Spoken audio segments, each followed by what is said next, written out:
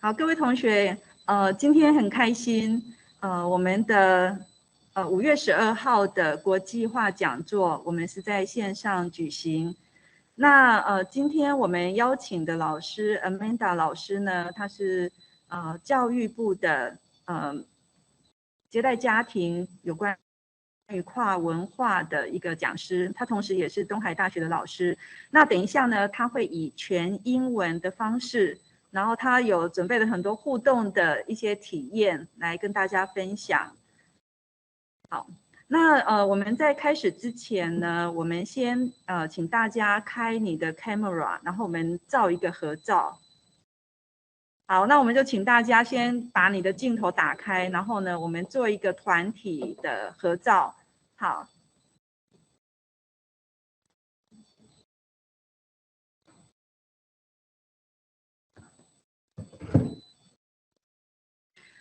好，请把镜头打开。那我们再等个几秒钟哈，因为现在线上应该是有90位同学，那我们尽量的打开，等一下那个画面我们让它漂亮一点哈。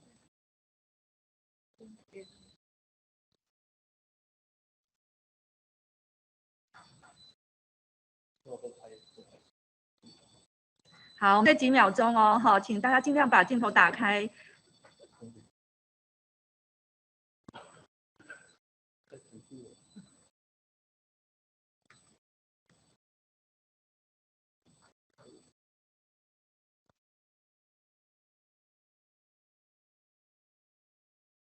好的，告诉我一下。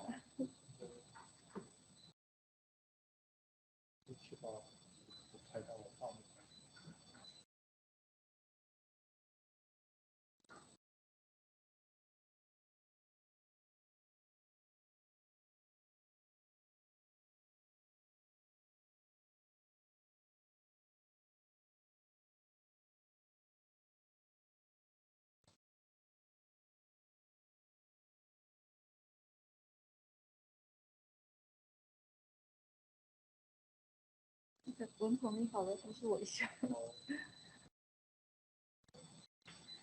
我们再等一下哈。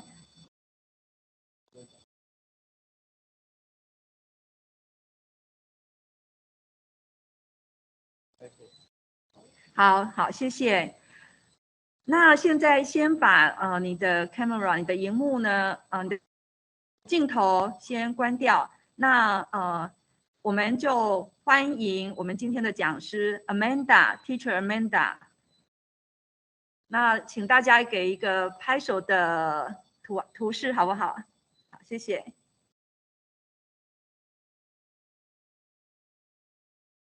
那我是关掉。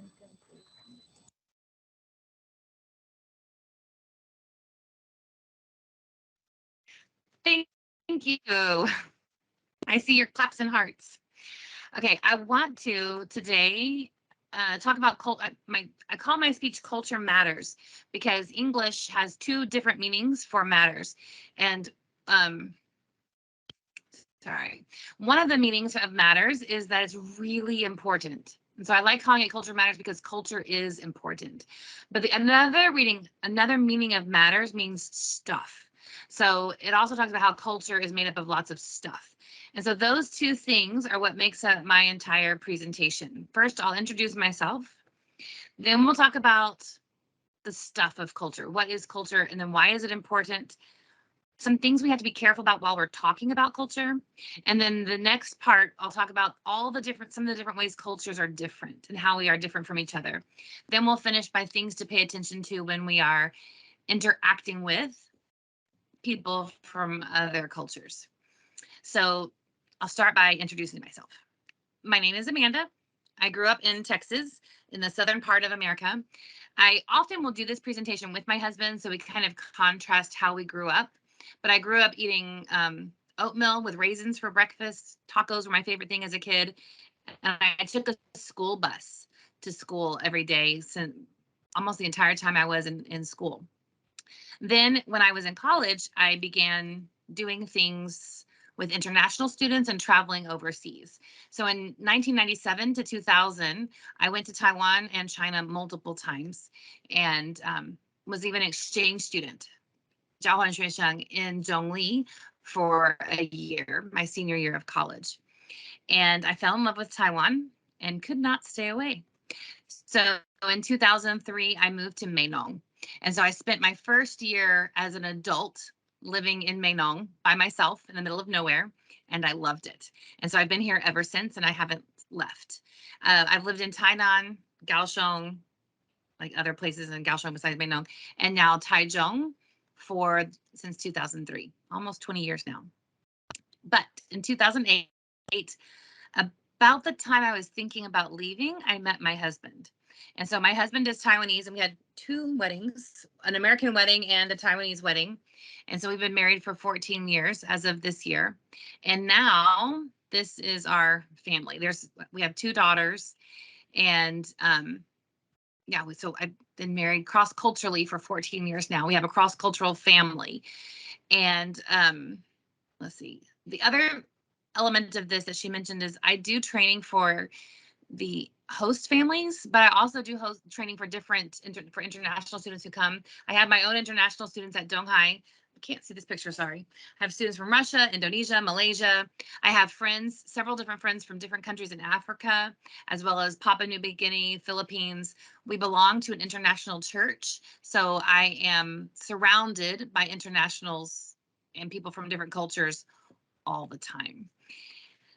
And that's who I am. I want to get into what is culture. So we're going to start with that very first question, exactly. What is culture?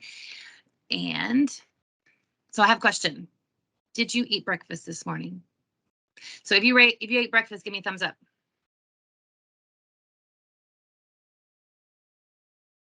Okay. If you did not eat breakfast, no breakfast for you, can you give me a heart?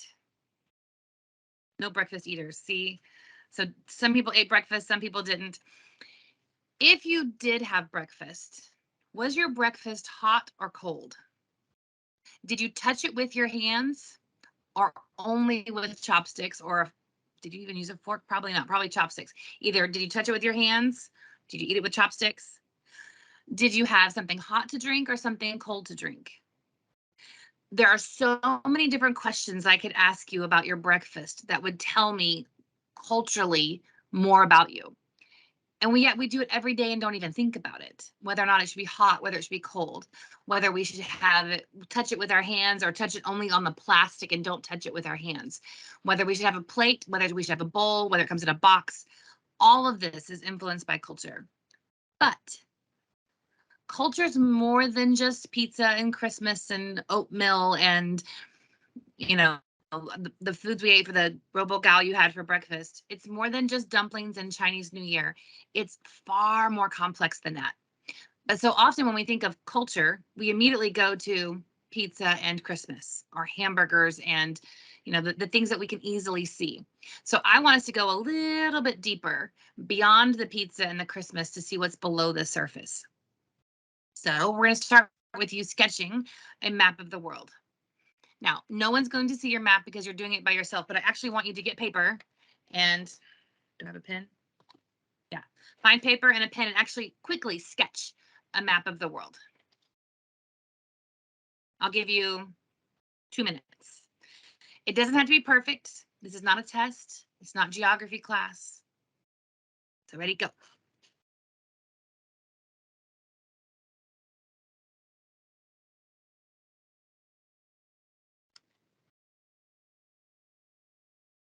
And I really want you to do it because I have some questions for you.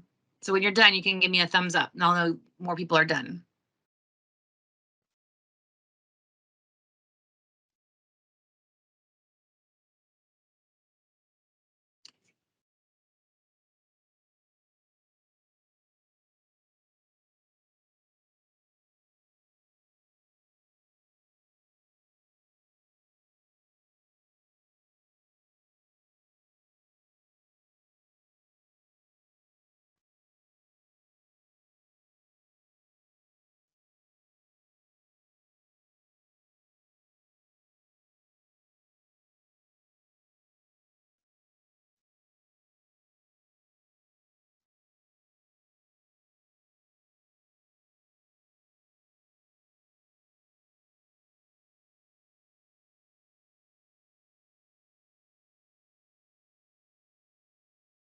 All right, do you know how to raise your hand instead of giving thumbs up? Do you also know how to raise your hand?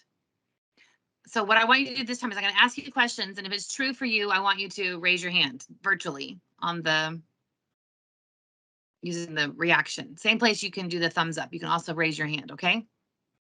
So my first question is, how many of you, when you started sketching your map, you drew your country first? And if you're Taiwanese, I will allow you to draw China and then Taiwan. So how many of you drew your home country first? Raise your hand.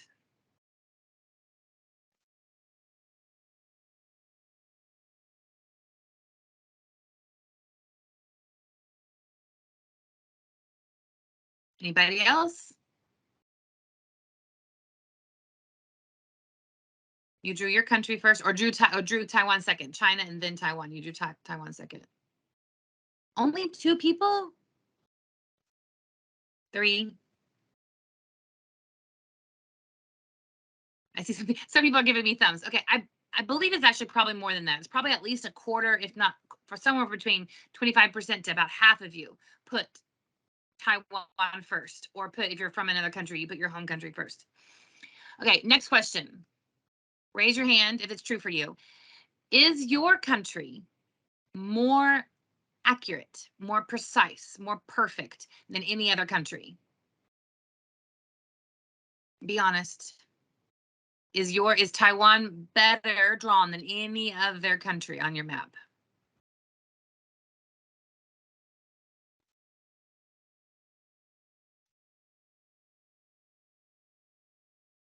Okay, a few of you, yes. I think it's probably more than that. There should be around half, again, around half of you. Honestly, Taiwan is far more accurate than anything else. Okay, next question.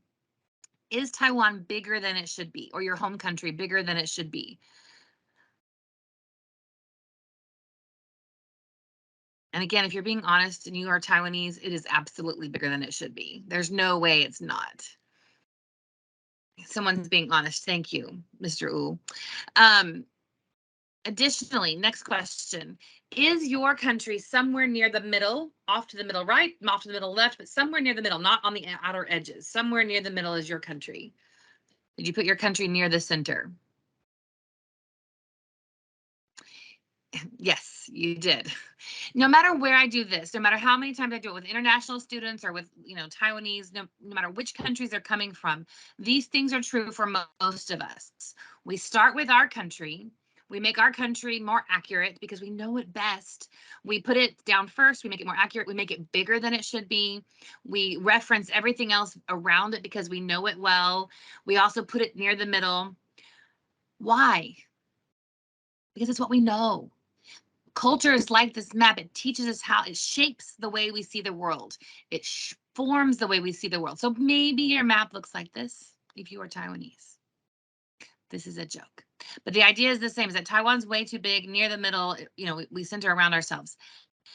This map, I did not see the world this way until I was in my 20s.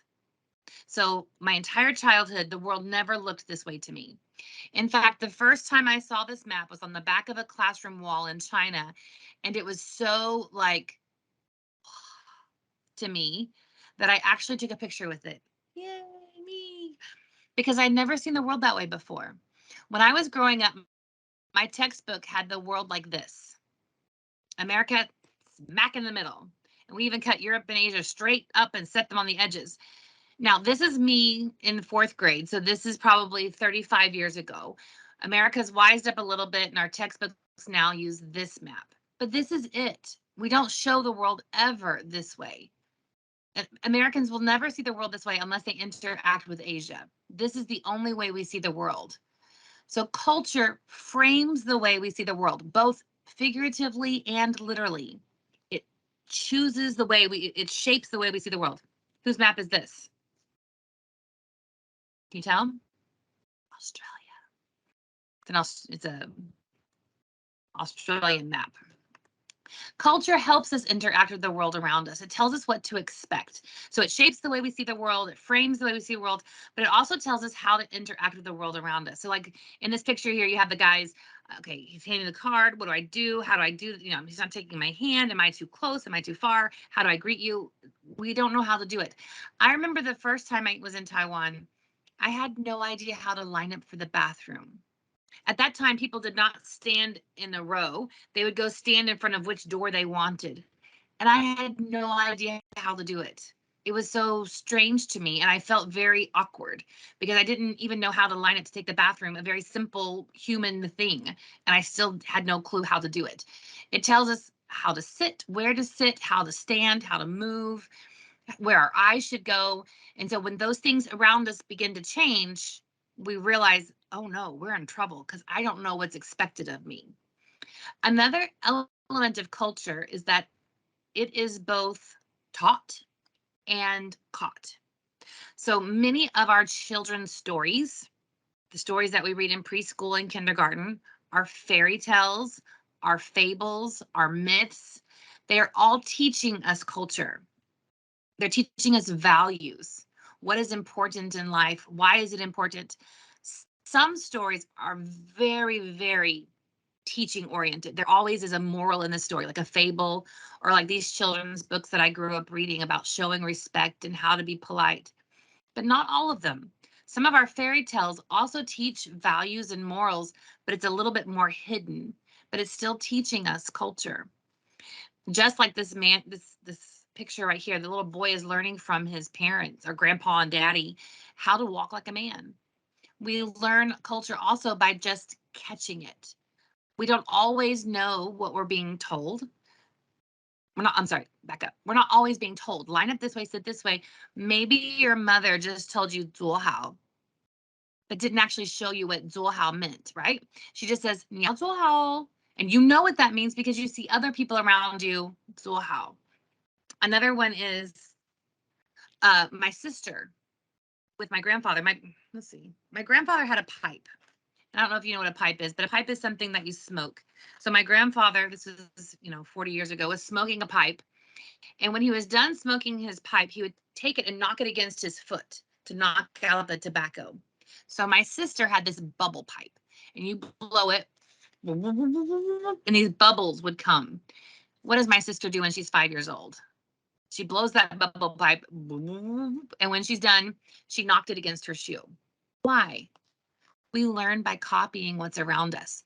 So some culture is taught to us explicitly, this is right, this is wrong, and some of it we just catch because the people around us are doing it that way. And so we catch it. So culture is both caught and taught. It is not something we are born with. We have to pick it up through society and through the groups that we belong to. All of this comes together to tell you culture is incredibly complex. And here are some more reasons why it's complex. It's hard to recognize. We don't realize it's culture. It's just right. It's just wrong. And that's just who we are. We don't even realize that it could be different somewhere else. So it's like this fish in the water. He doesn't realize he's in water. We don't realize everything is cultural until we're taken out of our culture in a different culture. And like, oh, that's different. Another thing about culture that makes it complex is that it's always changing. COVID-19 has changed cultures around the world, and we'll get to one of the ways it's changed for sure, but it has changed culture. There are other things that influence culture as well. So social media and phones have changed social behavior and what is acceptable in public. So culture is changing based on the situations and technology. It's also multifaceted. There are so many different levels to it, and all of those different facets play a part.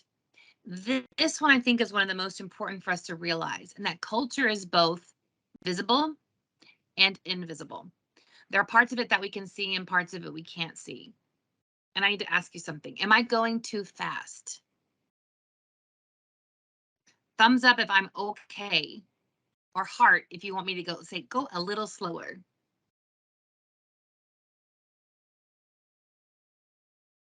Okay, I see lots of thumbs. All right, I can't see your face, so I want to make sure I'm not going too fast. All right, so it's both visible and invisible.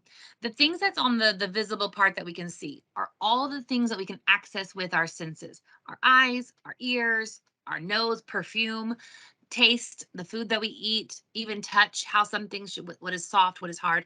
Our five senses are what's on the top.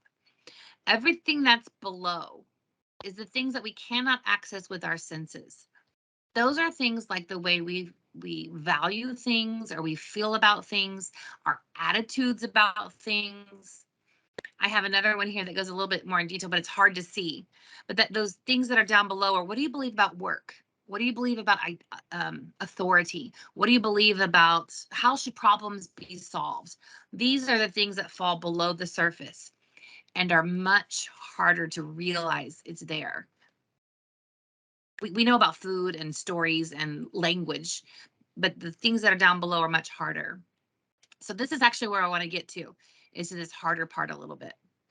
Another thing that is important about culture is that it must be shared. It's not just a choice based on my own personality.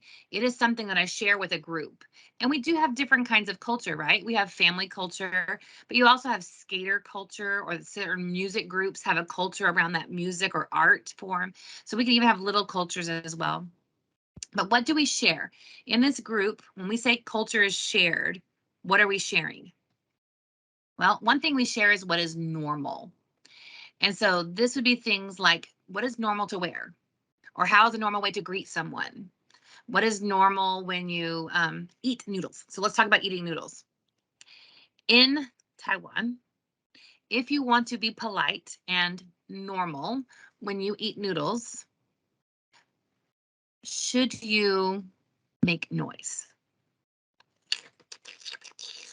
Is that okay? Not okay, right? Not okay. Where is it okay? It's okay in Japan. In fact, you should do it in Japan because it tells the chef, I am enjoying my food. It's lovely and wonderful. But in Taiwan, when you're eating, it is okay for you to pick up the noodles and bite them and let them fall back down. This is not okay in America.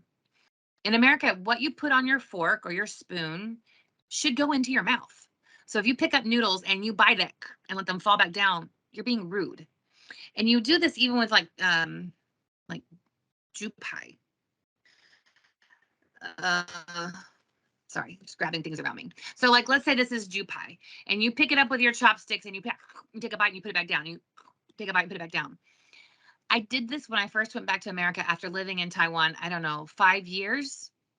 And my mother looked at me and she said, I did not raise you in a barn. So what she was saying is, you have no manners. And I actually had to stop and go, what am I doing wrong? And she's like, you have a fork, you have a knife, cut your bite-sized pieces. So in her mind, I should not have been taking bites from my big piece of meat. I should have cut an individual piece and put one piece at a time in my mouth.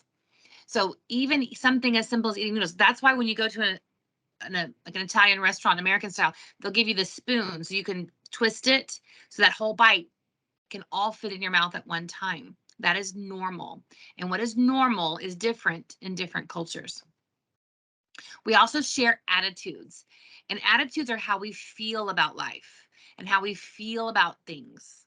It's more about the feelings and having same feelings. So we have these basic attitudes towards certain things. Our attitudes are formed because of our beliefs, and our beliefs are what we believe about what is desirable and what is true. And so when we have these beliefs about what is true, it shapes our attitudes about them. So we believe the same things are true in a certain culture. So this would be something along the lines of like, independence is important. If you believe independence is important, your attitude when your independence is taken away will be very similar. So what is true is this is what you believe and what you think is desirable for a society. Our beliefs are shaped by our values, and our values are what we think, what we highly regard. So here the picture that I have is, do we value independence and creativity and imagination, or do we value correct answer? And so those are what we value. And our values are shaped by beliefs and attitudes. It's all interconnected, right? And at the heart of all of it is worldview. And the worldview is what you say about religion and politics and philosophy and the purpose of life. And so that's the heart of it. And it all boils out from that point. Now, inside cultures, we have different religions. And America has a lot of different religions. And in fact, they value the freedom to choose your own religion or to choose no religion. But one of the things as far as understanding culture with religion is there are some basic concepts that culture wants you to answer. So like in America, if someone wants to find out what your religious beliefs are, their question is going to be, do you believe in God? And your answer is yes, I do. No, I don't. In Taiwan, 20 years ago, I was sitting at lunch and a student, like a classmate, asked me, so which God do you worship? And I was like, wait, what? Because in my mind, as an American, it's either yes or no, not which one. And so that basic question of the worldview and how you view life was different to me. And it actually, I did not know how to answer at that moment because I'd never been asked that question before. It's only yes or no, not of all of them, which one is yours? It kind of fits together this way. So we have worldview at the heart. Worldview influences your beliefs, which influences your values, which influences your attitudes, which says this is normal. So it's like this concentric circle. And this mimics the iceberg. The further along we go down, the less we see.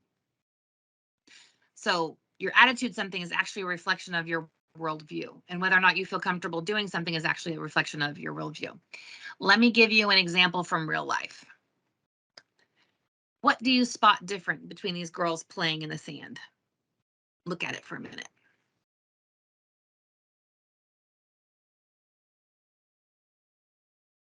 This one here, she's mine. What is she doing differently than everybody else?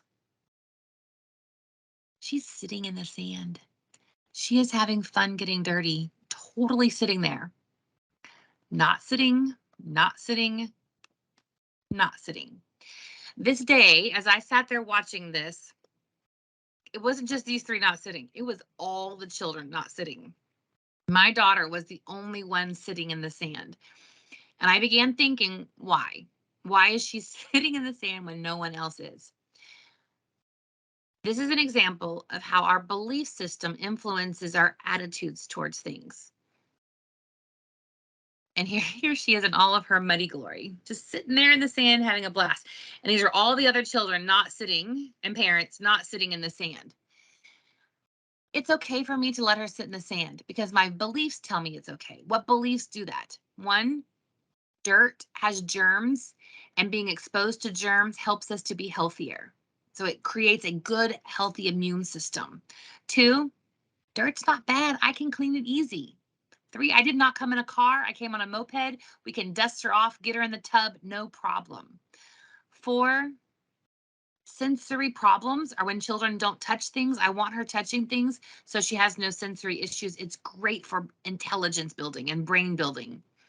Why do Taiwanese parents not encourage their children to sit in the sand and get dirty? Maybe they came in their car and they don't want their car to get dirty. Maybe they know that if you get sand inside your clothes, it's uncomfortable, and they don't want their children to be uncomfortable.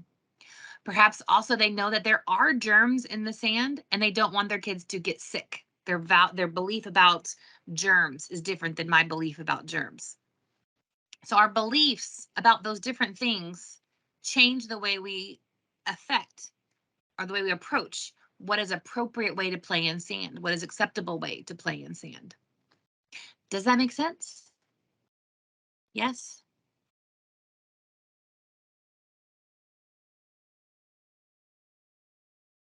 Okay. It is very hard to speak when I cannot see your faces. Thank you for the thumbs up. So one of the things that we have to do when we are dealing with other cultures is we want to learn to switch perspectives. Because culture frames everything, we have to be willing to switch perspectives. when we are interacting with another culture. We need to be able to see it differently. So let's practice just a little bit what I mean. Here, what do you see? Hopefully you see a man. But if I were to tell you this is a dog, would you believe me? This is a dog. It's absolutely a dog. You want to see the dog? I flip it over and all of a sudden we have a dog. If you turn it the other way, you switch perspectives, you see something new. So we can see both of them at the same time. This is what culture does. Culture teaches you this is a man, see the man. And then another culture comes along and goes, I see a dog. So we have to be willing to see something differently to see how other people see the world and what is right and what is wrong. Okay, what about this one? What do you see?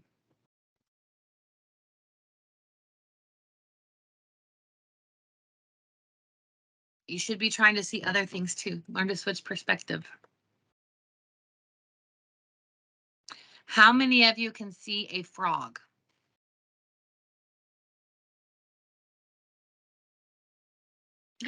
I got one frog. Yep, there is a frog. It's a frog this way.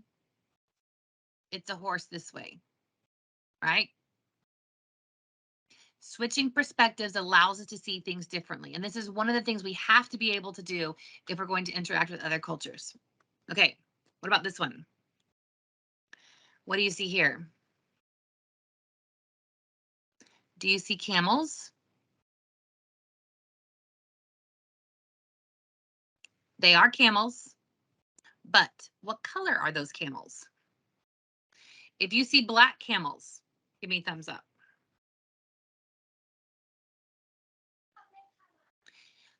All of you are wrong. They are not black camels. They are brown camels. Have you ever seen a black camel in real life? Nope, we only have brown ones, right? This here is the camel. This here is the camel's shadow.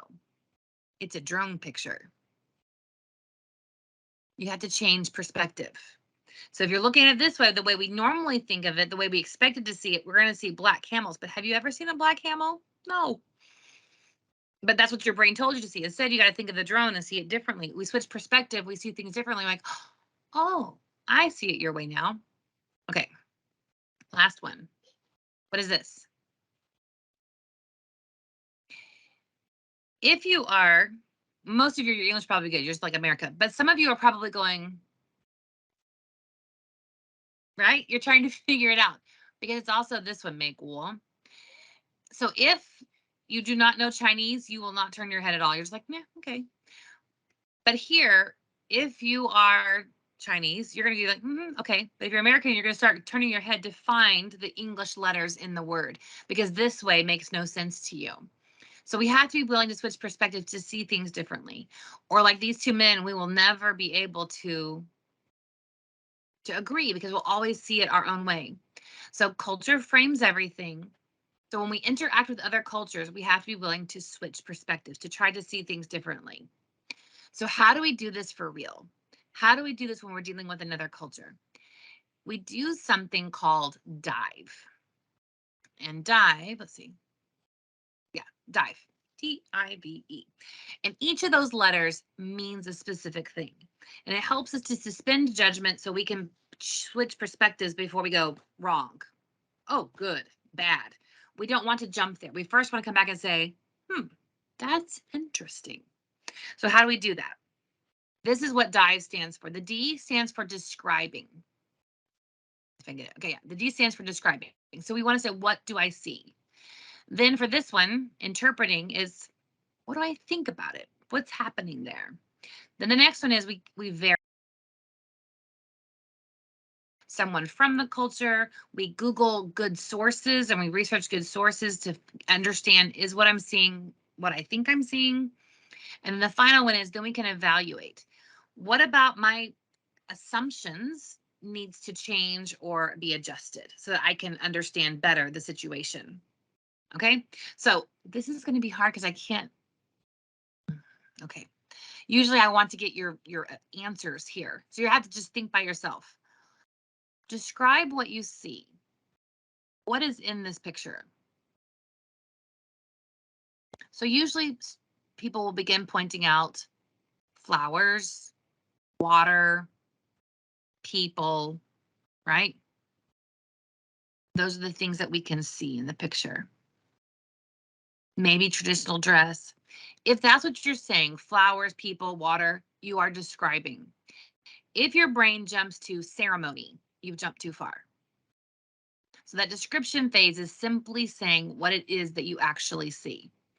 So I want you to vote. How many of you think this is either a funeral or a wedding? So how many of you think, oh, I don't want to do thumbs up for funeral. That's not nice.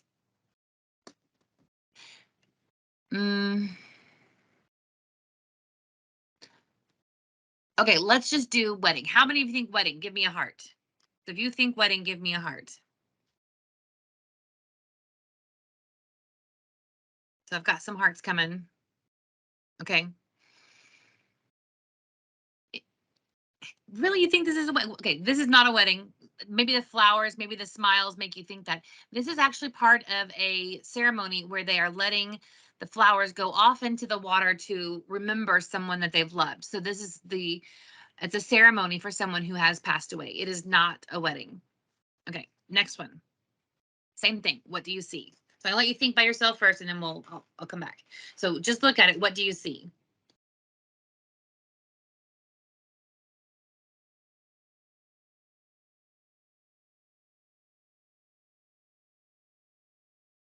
Okay, so don't jump to what you think I'm asking you. First, just describe it. What do we see? We see they're outside. There are lots of balloons. One of them has colorful balloons. One of them has pink balloons. They're dressed nicely. Okay, so same question. Wedding or funeral? If you think wedding, give me a heart.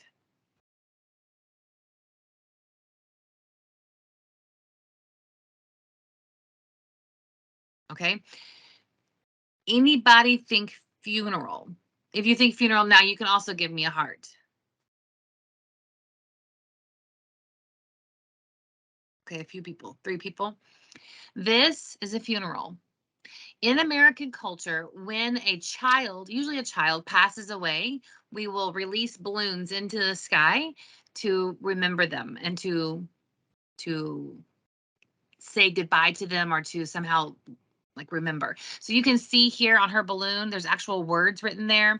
They're sending those words off into the sky. This picture also has, these people are doing a balloon release and letting the balloons off as part of a funeral for usually for children. So yeah, this is an American tradition. All right. What about this one? What do you see?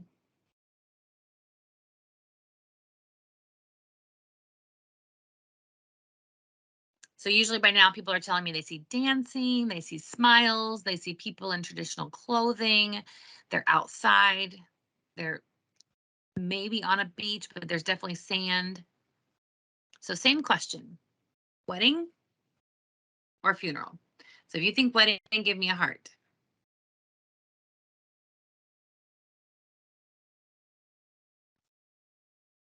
Okay, a few people. If you think funeral, I'll give you a minute. Okay, if you think funeral, now also give me a heart. Y'all are like, she's tricked us too many times. We don't trust her anymore. If you think funeral, you are correct. This one is also a funeral. In, I believe it's Ghana, in Africa, this group of people will celebrate the life of someone before they mourn their passing. So for a while, I don't remember how many days now, but for a while they'll first celebrate. I am so thankful this person lived, and they will have a big party. And a lot of times, most of them are wearing black. I mean, sorry, they're wearing red. And they wear red is the traditional color because red is the lifeblood. So they'll wear this color of red, and they'll have this big dance party to celebrate. I'm so happy this person was in my life. Then after that celebration of life, then they will spend time being sad the person is no longer with them. So a different culture has totally different approach to how you remember someone who was alive and has now passed away. Okay, last one. What do you see?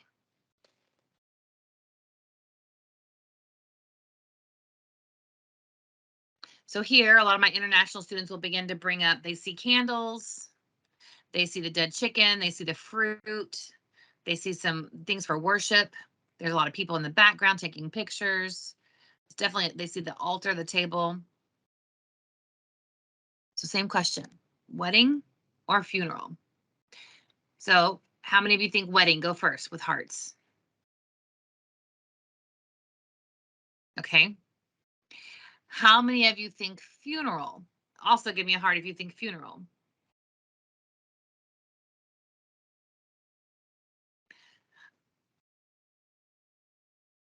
Okay, so now if you think funeral, give me a heart now. I'll make sure the wedding hearts are done. Anybody think funeral? Really? I want to know if you're Taiwanese. This here is what? Tangyuan. And that's a clue. This is a wedding, a Taiwanese wedding. So they are making sacrifices and honoring the ancestors before the other parts of the wedding celebration occur. I have to show this picture if I'm using it with international students who are not Taiwanese, because otherwise they don't believe me. There's no way there would be a dead chicken at a wedding in their mindset. So this is my only wedding that I show. One last thing. So this is just practice on, we need to step back before we start saying something is right or something is wrong. We need to begin to ask questions and try to understand the other people's side of view. Like, why do you do that? Or what's happening here? Can you tell me more about it before we just jump to, that's bad, that's wrong? We need to step back. The other thing I want to mention here is that just because something is different does not make it wrong. In some of my early times here in Taiwan, I had some Taiwanese students telling me that Americans were rude and disrespectful to their grandmothers because they do not like 生活费, they don't give like 生活费, or they don't take care of their grandmothers very well. And so I began thinking about this and began wondering about it. And it really bothered me for maybe a year. I kept thinking, is this true? Do I not respect my grandparents? And it came to me. I treat my grandmother very differently than you treat your grandmother. But I treat my grandmother the way I treat my grandmother because I do respect her. And her value system is incredibly different than Ama's value system. And so I must treat them differently. So for example, when I was a college student, this is my lovely grandmother here. When I go visit my grandmother, she would prepare for me all of my favorite things in her pantry. And she would say, come shop my house. And I'd fill up my bag with all of her stuff and I'd take it home with me. And she'd give me like, a small amount of money, like here's some sock money in case you need it for an emergency. And yet here, when I come visit, Ama, I don't take her stuff. I bring her stuff.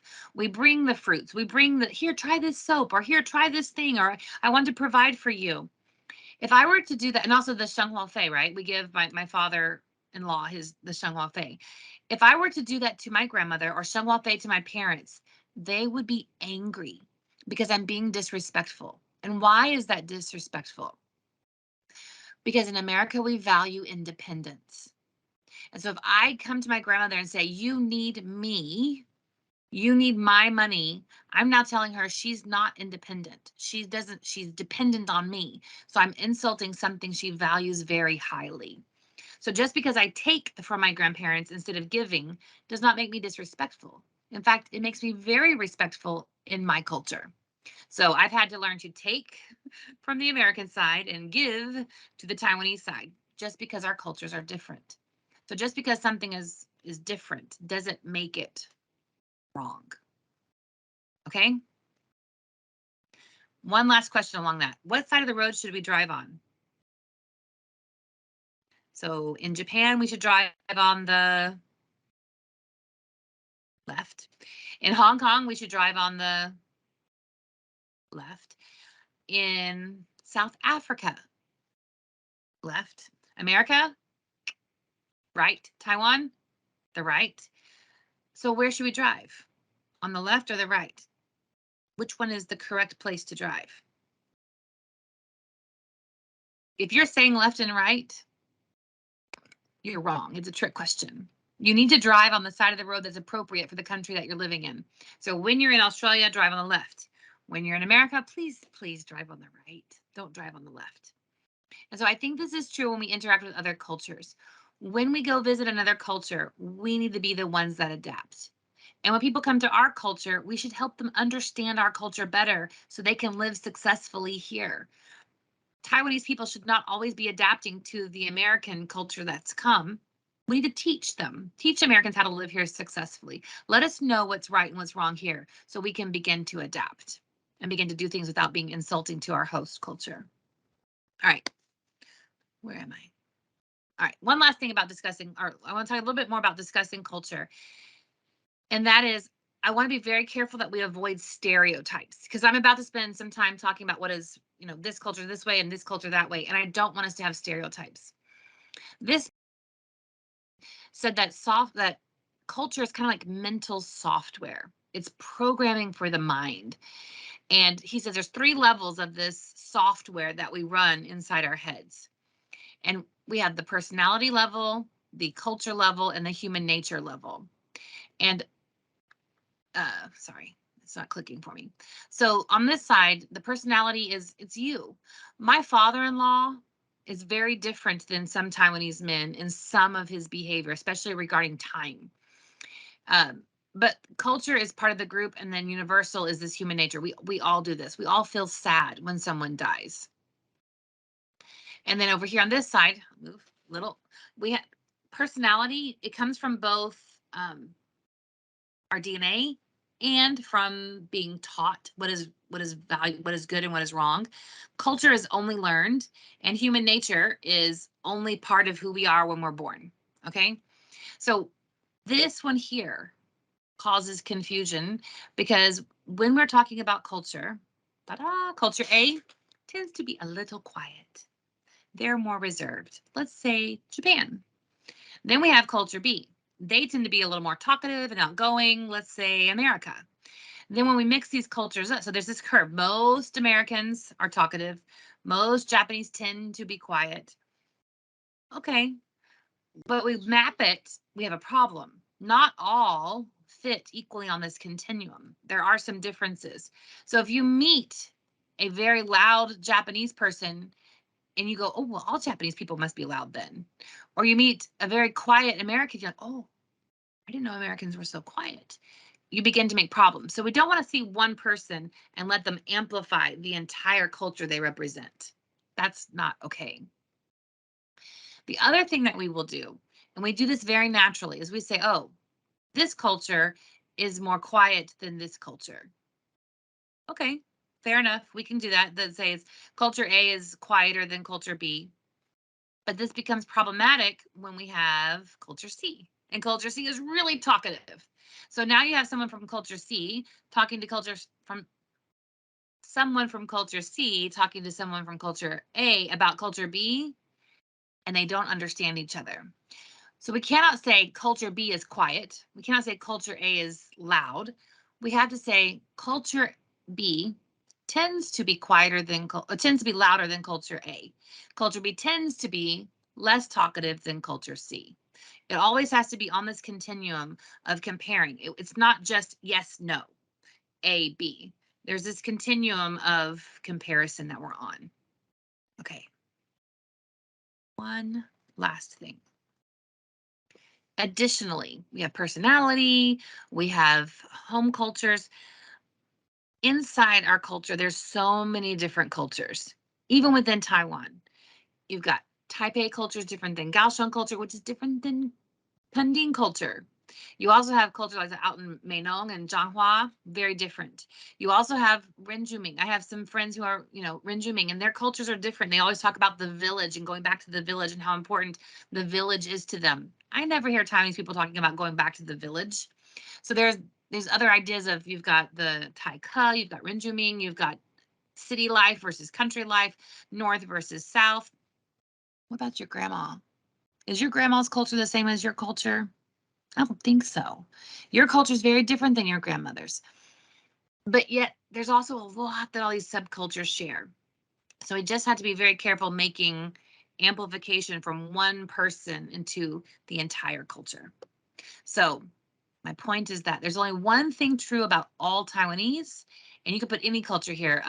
Americans or anything. And that is that there's nothing true about all Taiwanese. We're all unique individuals. So when we talk, we want to use phrases like, we want to avoid this. All Americans do not like hamburgers. There are some Americans who hate hamburgers. We want to use words like this.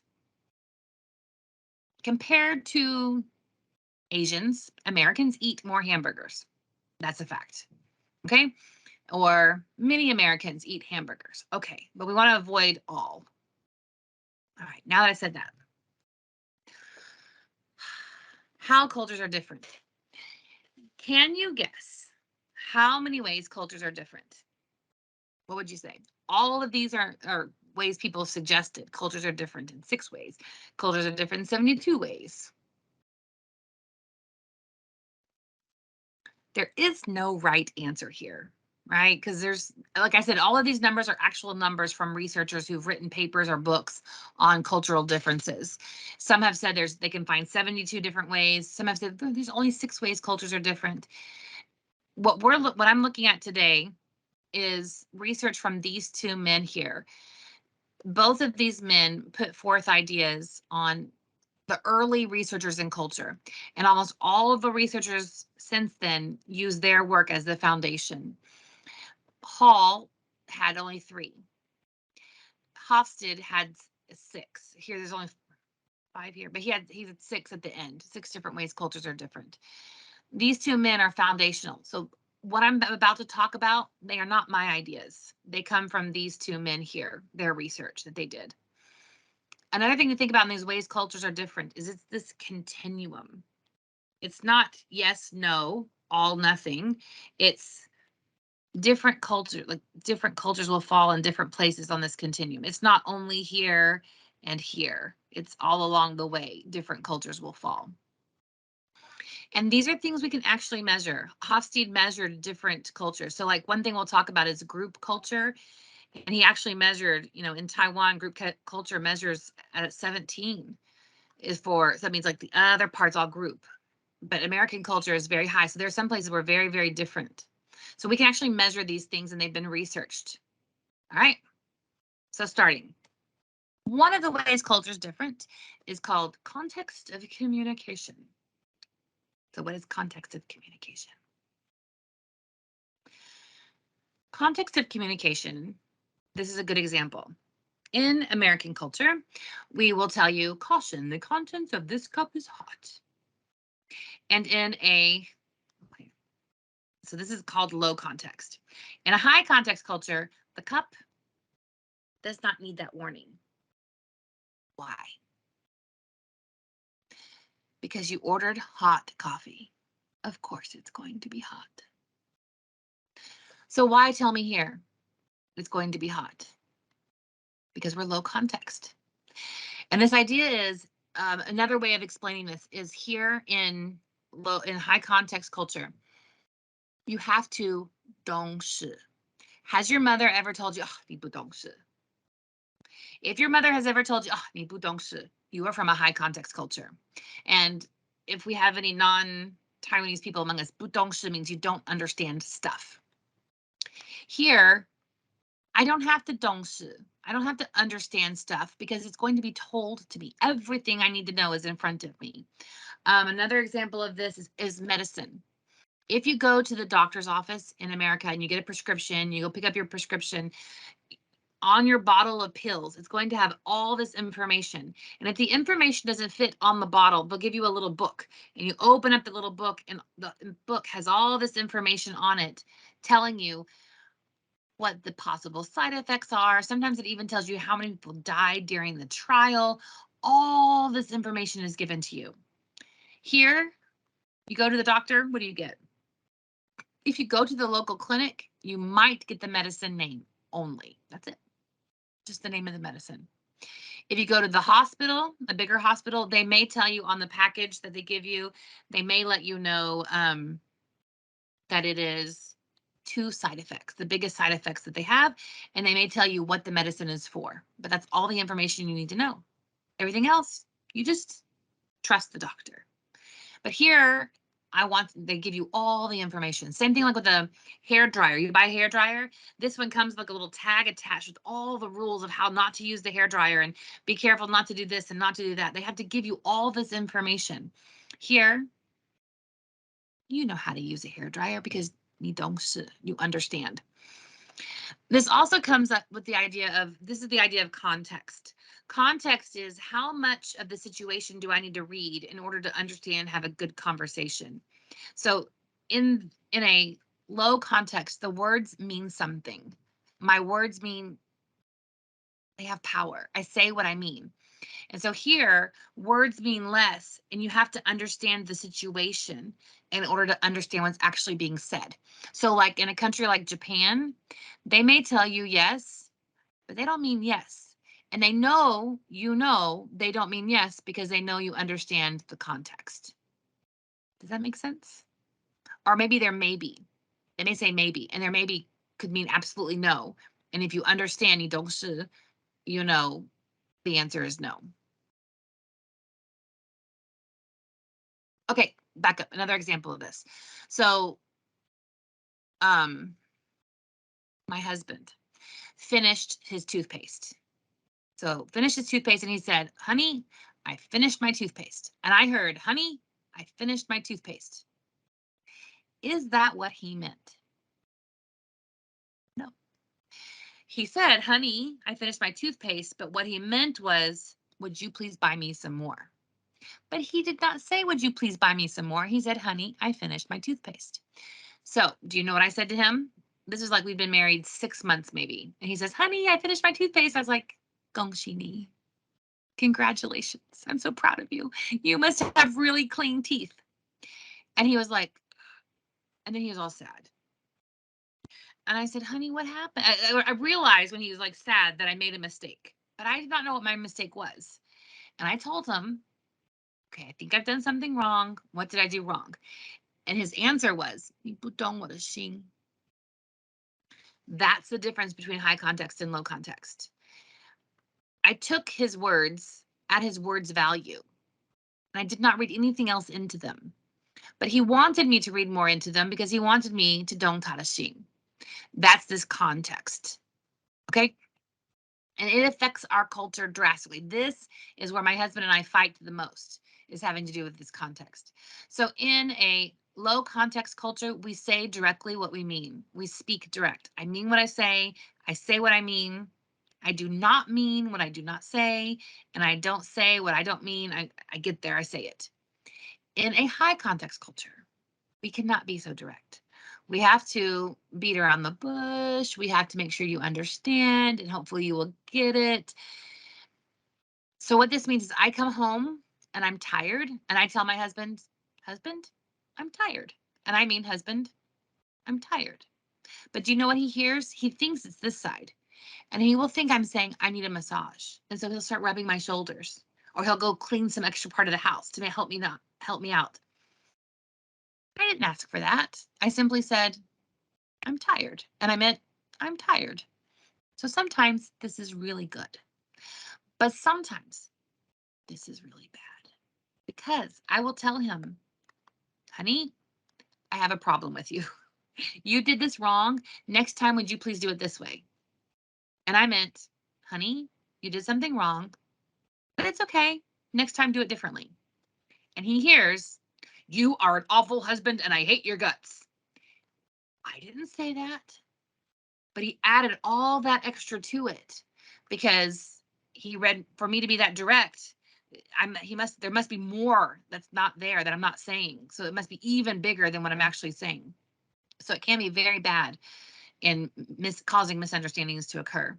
These pictures that I'm showing are coming from this woman called Yang Liu, and she was raised by a Chinese mother and a German father, and she has an entire book of these. And so I've picked out some of them to represent these ideas. I just want to give her credit. Okay, another way that we're different is in a low context culture. If we have a problem, we want to face that problem head on. We want to deal with the problem. But in a high context culture, let's just pretend the problem doesn't exist. We just go around it. And if we don't acknowledge it, it's okay. So we're direct versus indirect and how we handle problems. You can even see this in traffic.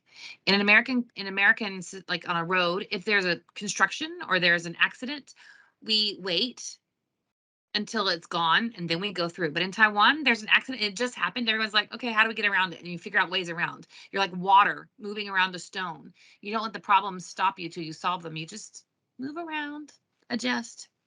Other ways this is different is this is low context here, high context here. In a low context culture, texting is okay. Words are good. Emails are fine. I don't want to call you. I want to text you. Texting means I can get my communication done very quickly.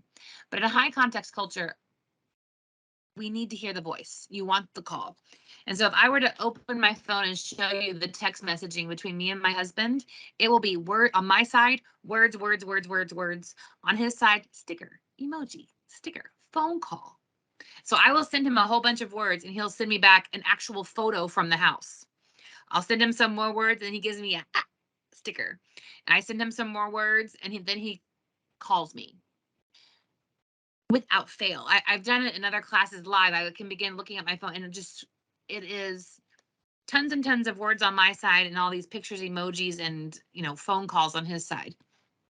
It's just a reflection of high context versus low context style of communication. Let me also tell you this. Men tend to be lower context. Women tend to be higher context inside a culture even. So that should balance me and my husband out, but it doesn't always. Why do you want the phone call? Because there's meaning in the voice. Why do you want the sticker, the emoji? Where did emojis come from? Originally, Japan. Who loves stickers the most? Asians. Why? Because you are high context people and you need that extra to tell you how to listen to the words that you're typing. Another difference between the two are who to obey and how to obey. In a low context culture, we like rules. We want the rules. We want to know what to expect so that we know what to do. In a high context culture, you don't need rules. You have mama. You don't need to obey the rules. You just obey the teacher. So like an American syllabus at a university, the paper that you get at the beginning of the semester, you might have, I don't know, 5 to 10 pages of rules about how the semester will go. But in Taiwan, your syllabus may be a page, maybe 2. I give my students usually syllabuses that are around 3, sometimes 4, and they're like, what is this? But I am low context, so I give them all the rules. I want them to know everything. So we're not obeying the person, we're obeying the rules. And if we have a problem, we go back to the rules. So that's just the difference between high and low context there. Here's a continuum. Japanese tends to be one of the highest context. Korea is also incredibly high context. In fact, they have something called nunchi in Korea. If you've not heard of nunchi, you can Google nunchi. And in Japan, it's called reading the air. So they are so high context, they have actual words in their language about reading the situation. Lower context cultures, Switzerland, Germany, America. All right, next way we differ is in individualism versus collectivism, and I call this me versus we. Me versus we is who is important when we make decisions, and where do we put the weight of the decision making on, and who do we blame when something goes wrong, and who is responsible for everything. So one of the best ways to see this me versus we and how we define ourselves is in American culture, I am Amanda. Everyone is going to call me Amanda, except for my children. They'll call me mom, and my students would call me Mrs. Wu.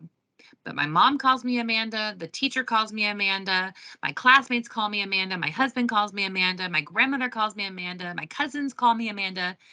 Everybody would just call me Amanda. Do you know how often in Taiwan I hear my name? Almost never. Why? Because here I'm not Amanda. Here I'm 老师. I am 老婆. I am 大嫂. And there's all these other, right? All these other names that make up my identity and who I am. My name is not my name. My name is my relationship with you and who I am at that time. So my identity is not me, but my identity is who I am when I'm with you. Very different. Another way we see this is that idea of, where does decision making happen? If I need to make a decision about something and I am from a individualistic culture, I make the decision because I want to. I make the decision because I need it, I like it, I want it. Here, I make the decision, I'm not a very big part of the decision-making process. Those around me will help me make the decision, and I will make my decision based on what other people around me need. But one of the things to pay attention to, like when I first start talking about this with Taiwanese students, I'm like, oh, I want this side because wow, freedom to decide what you want to study. Yes, but I also paid for all of it. So I get to decide what I want to study, but the bill is all mine. I decide where I want to live, but I pay for all of it. So with that freedom to choose also comes the responsibility for all of it. So it's this, counterbalance. It's not they still take care of me completely and I get to make the choice. It's they've surrendered to me the authority for choosing, but they've also given me the responsibility to take care of it. So when I was probably 16, right, 16, my mom stopped giving me like spending money and I had to get a part-time job. And she also stopped paying for the little things around the house, like soap and shampoo and toothpaste. I started paying for all of it by myself. Now, if I really, really needed it, of course, she would give it to me. But she wanted me to begin learning very early how to be responsible for myself and how to take care of those things. And so responsibility came along with those freedoms together. Another way this plays out is relationships, right? So here, I know my relationships don't extend very far. In fact, this is probably too far. But in general, your relationships are kind of small. They're not interconnected. It's, you stay there.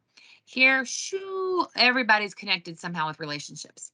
So like, think about this. In Taiwan, 有关系就没关系，没有关系就有关系. That's this idea that if you have relationships, life's good. But here, you're responsible for yourself. You take care of yourself. You're on your own. I love to tell a story of my dog. I got my dog in Taiwan from my students, boyfriends, uncles, friends, friend. Students, boyfriends, uncle, friends, friend. That's crazy. It's mind-blowing to me that man over here cared enough to help me get my dog when he has no relation to me whatsoever. Another way this is different is how we choose to group ourselves when we're together. People from an individualistic society do not mind being by themselves. When it gets to a group of 4, they feel maybe it's time to split off. At 5, they will usually split. They don't think communication can happen very well past 5. So in a party, if we gather for a party, this is the groupings you'll see. A lot of 2s, a lot of 3s, some 4s. And then these people may be in between or on their way to food, but they don't feel bad being on their own for a little bit. In a collectivistic society, it is one giant group, and this would be Japan. And I have actually been in Japan where we literally sat around the room in this giant circle on more than one occasion. In Taiwan, I feel like it's like 2 giant circles or maybe 4 giant circles. You break into smaller, big groups of, 10 or 15 in one group rather than the entire group altogether. Also in Taiwan, here in the middle is the food. Think about this. When you go back to reunion, what is it called? I can't think of the word. When you go back to have like the reunion time, it has the word circle in it, right? That come back and be a complete unit. It is that idea of that full circle. Anyway, the word reunion, it slipped my mind. 团圆. Yes, thank you, Chuan. That's that idea of reunion, is that coming back. We belong together so we complete each other and become one. So here with Taiwan, the food. The first time I had students come to my house, I ordered pizza and I had the table full of pizza. I thought they would each take their pizza from the table and then go to the living room and sit together in 2s and 3s and talk. they stood around my pizza table and they just one by one grabbed pizza while they stood around the table. And over again, I would go up to them and I'd say, hey, you can take your pizza, go sit down. I'm like, okay. And then they just stayed there. And again, one of those things I thought about for a very long time. To take their pizza and go sit down would have been rude because they didn't know how much they wanted. There is joy in sharing. They didn't want to be selfish. And there's this idea of we need to be together. So it was okay for them to stand around my table and share the pizza. This is what I was talking about earlier about that responsibility. So in individualism, I'm responsible for me, but in collectivism, we are responsible for each other. So that's one of the differences there. Another one here that we can see is food. If I go to an American restaurant with Taiwanese people, the first thing I ask is, are we doing this the American way or the Taiwanese way? Because I need to prepare my heart because I don't want to share with you. I want to eat my own thing. And so if we go to a restaurant in an individualistic society, everybody eats their own food. But here, there is this shared table where everyone shares together. There's joy in the sharing of food. Another way this is different is how we motivate and how we get people to obey society's rules. In a individualistic society, we motivate for guilt. I have done wrong. I feel guilty. I feel like I need to change myself.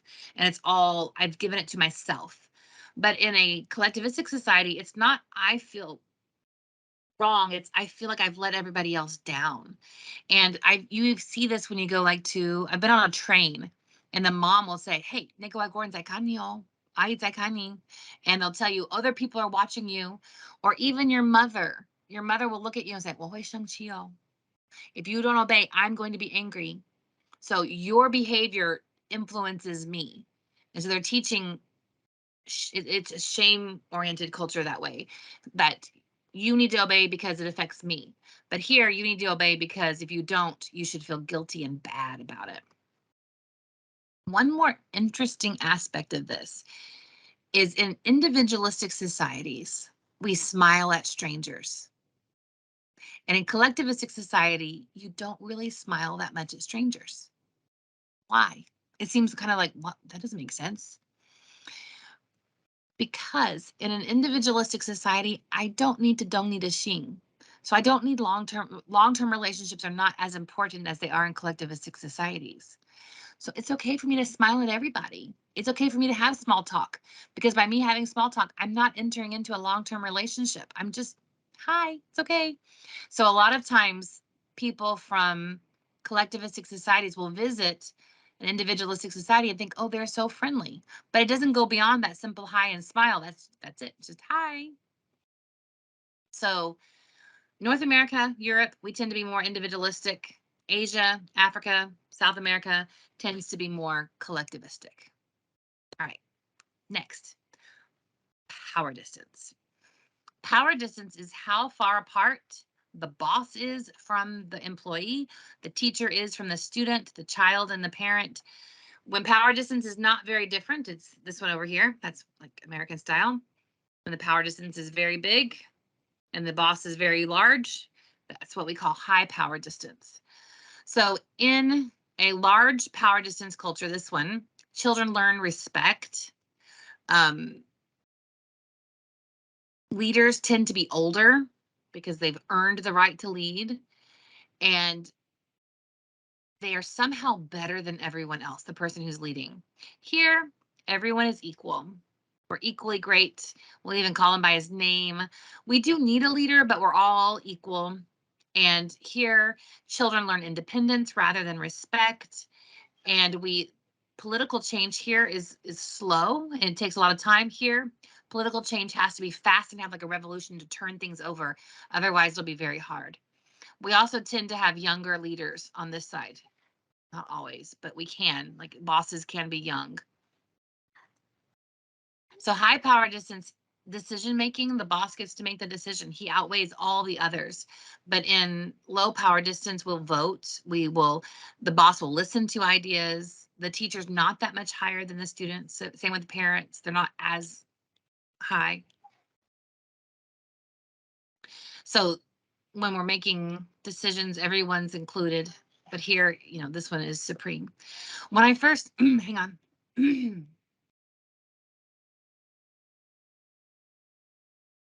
wait just 1 minute. Okay, sorry. When I first came to Taiwan, I did not realize the power distance between teacher and student. And I kind of thought of it like this. And so students would come like, can I help you with this? Can I help you with that? And I'd be like, nope, I've got it. And I take care of everything all by myself. But then I realized, oh, I have power as the teacher. And I could begin to ask students to help me with things. And I realized, not so bad. I like the power distance. The reality is Taiwan and America are not that different. Other countries like Malaysia are far more, the power distance is even stronger. And then these countries here, Austria, Denmark, Zealand, have even less of that distance with power. One of the interesting things is that oftentimes that collectivism and individualism, like there is a correlation between collectivism and power distance. So you can see they kind of line up together.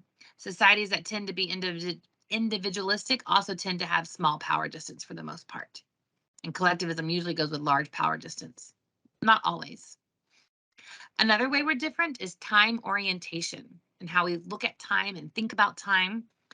There's many different ways within this that we are different with time. We have work versus leisure, how things should be ordered, how fast life should be lived, whether we look at the clock or whether we go by events, like do we look at 1 o'clock or do we look at after lunch?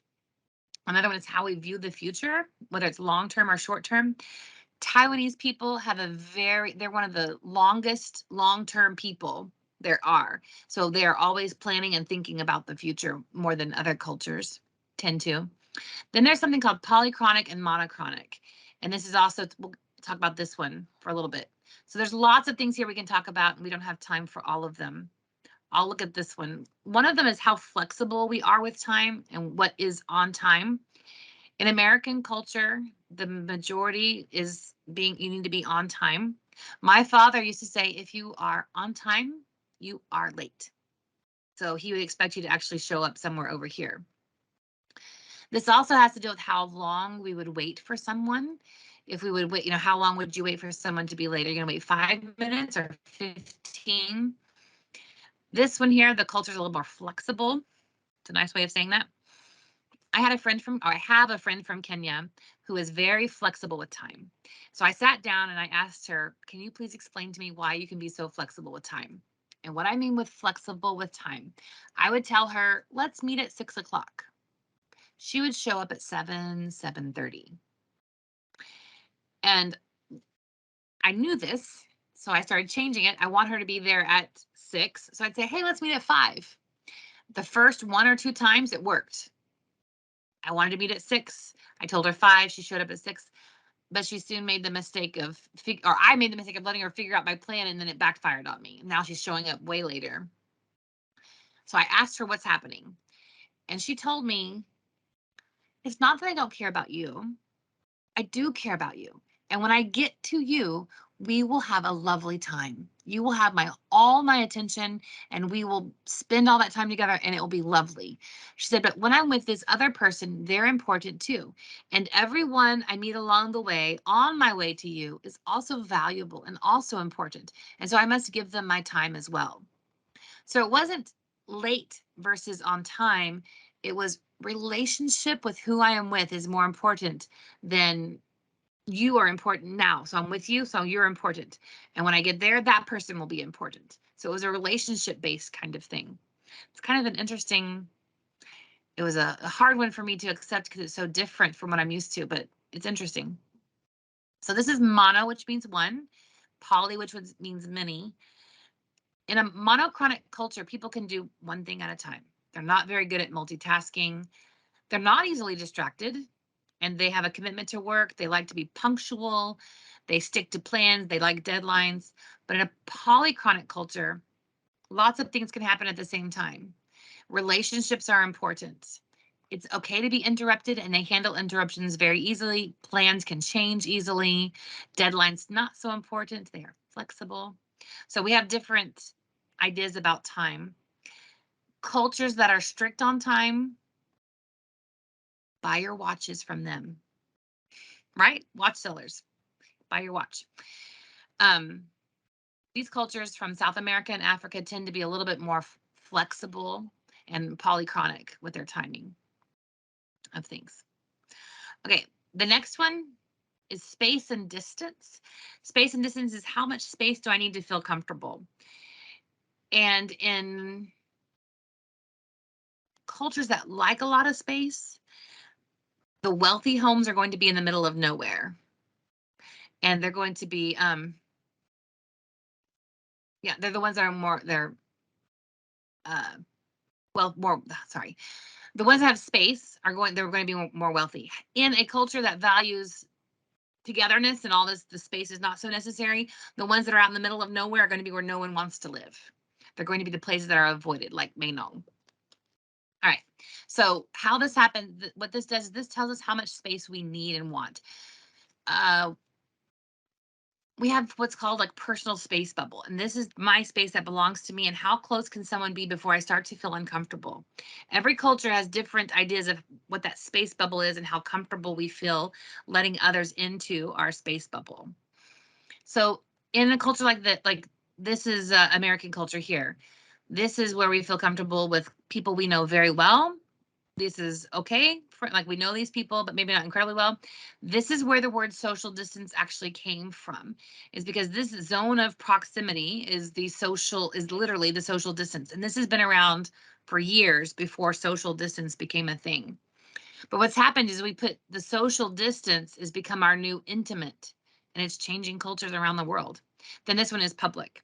And you can even like go on YouTube and watch how close is too close, and watch people in America or London trying to get really close to people and they get scared and move away. There was one time I was I'll have my Barbies here. There was one time I was at a international student welcome party in America, and I was talking to a new friend from Africa, and she wanted, like, we were talking and she did not feel close enough. So she moves closer. Well, now I feel too close, so I move back. She moves, and we do this all the way across the room until my back is up against the wall. I'm comfortable, she's not. I'm uncomfortable, so we keep doing this, right? My back is against the wall. I'm like, what just happened? We were both constantly trying to find where we are comfortable. And like I said, different cultures have different comfort zones. Better than this chart is this one here. In Argentina, it's a joke, but in Argentina, this guy is saying, I'm sorry, I'm not close enough. We just met. Don't think too badly about me. But in Finland, which is known for their space, he's like, this guy is thinking, oh my goodness, he's so close. This train is too crowded for me. Finland is known, and they make fun of themselves for how much space they desire. So every culture, we have different space bubbles and what we consider appropriate. Another aspect of this is how we choose to group ourselves and how we choose to sit down. This is an American kindergarten. We are all going to be in one big learning circle on the carpet together. This one is my daughter's kindergarten classroom here in Taiwan. No circles, rows. Everyone has a place on a row and a tape. Anyway, yes, that's my daughter's kindergarten class. It also has to do with how we sit at the table. Do we use a square table? Do we use a round table? Do we sit in the same place every time at the table? How close can you sit at the table? How spread out can you be at the table? It's all culture influenced. Another aspect of space is, can you touch each other? Like, is it okay to touch? Should you not touch? How close can you be? When you touch, what things can be, like how much touch is okay? That's all determined by culture. So Japan, US, please don't touch. These countries here, it depends on the situation, depends on the person. And these cultures, touching is expected. It's important to touch. And so different cultures have different elements of what is okay and not okay for touching.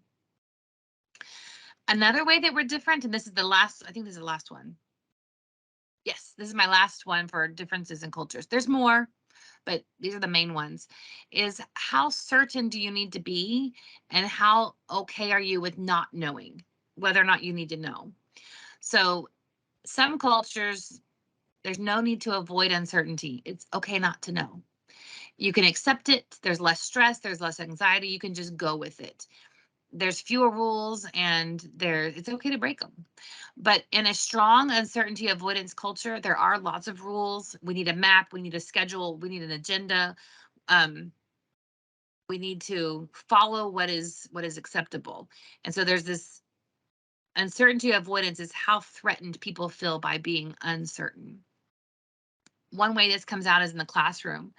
In a low uncertainty avoidance, like it's okay to not know, it's okay to be uncertain. Classrooms are relaxed, the teacher's equal to the students. There is this idea that we can do problem solving, we can have projects. There's this, you reach your own idea of knowing. In high uncertainty avoidance, you don't ask your teachers questions. You do not volunteer your opinion. You sit in your space, in your row, and you listen to the authority. You must find the correct answer. So that's one way that this certainty avoidance affects education. Okay, last thing to discuss on my original plan is things to keep in mind when we interact with another culture. This is called intercultural competence. The ability to interact with another culture. Hang on.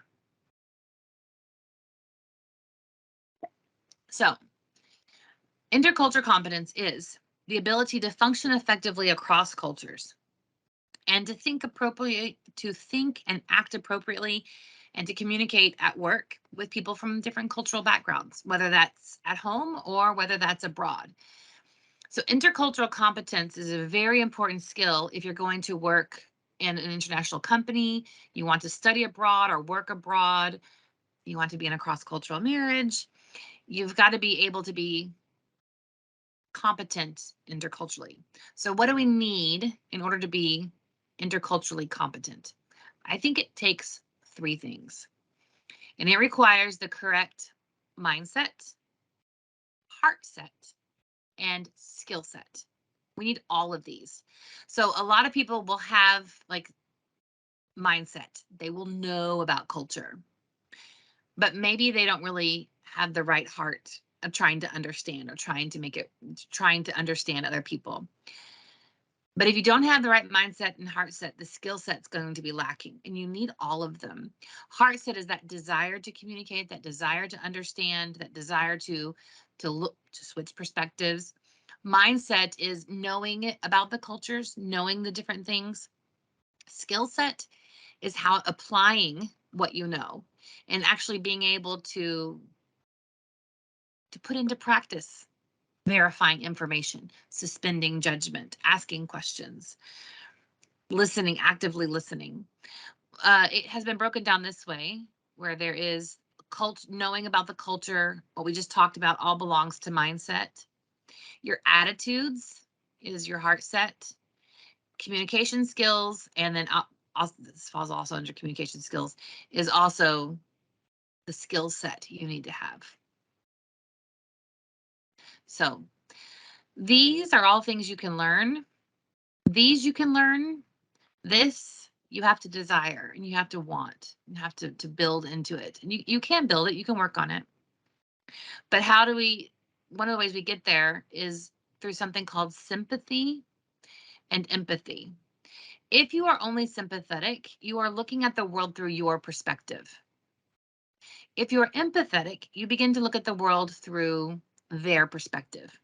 So if you want to be interculturally competent, you have to have empathy. You have to be willing to see things the way other people see them. So the difference here would be when I'm in Taiwan and someone sees me struggling with chopsticks. I don't struggle, but if they saw me struggling with chopsticks, they automatically give me a fork. They're seeing the world through my perspective. Oh, how poor you. You must be having a hard time eating. Here's a spoon. If they want to see it through my perspective, they need to ask questions first. I see you're having a little bit of trouble with chopsticks. Would you like a spoon, or do you want me to give you a lesson on how to use them? Would you like some help? Beginning to understand what the other person wants and needs is empathy. And if we have empathy, I had my words here, I should have moved them. Empathy is the cross-cultural bridge. When we can begin to see things the way other people see them and not just the way we think they should be seen is when cross-cultural success can happen. Cross-cultural communication can happen. We can be successful in intercultural situations. So I think all of these things are part of that mindset, heart set, and skill set. We have to build the cultural knowledge. We have to understand the complexity of culture. We have to avoid stereotyping. I'm moving this way.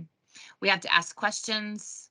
We need to be willing to listen actively, respecting differences, postponing that judgment. Do not immediately jump to right, wrong, good, bad. Oh, yes.